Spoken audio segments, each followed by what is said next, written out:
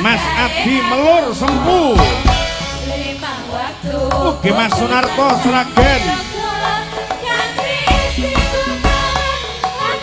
Mas Sujari dan Kon Limas Pakis Rejo Rejo Tangan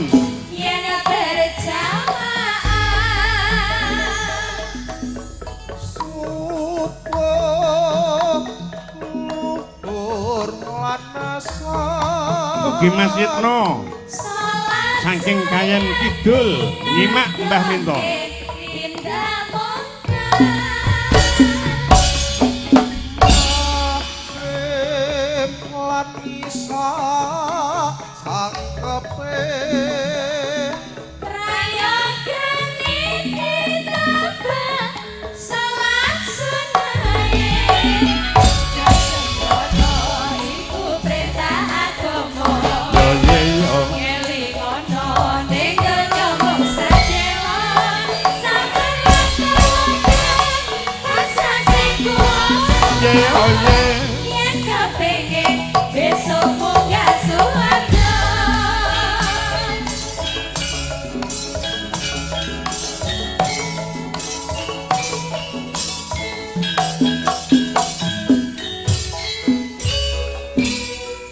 hidup dengan ilmu piye Mas Lidik?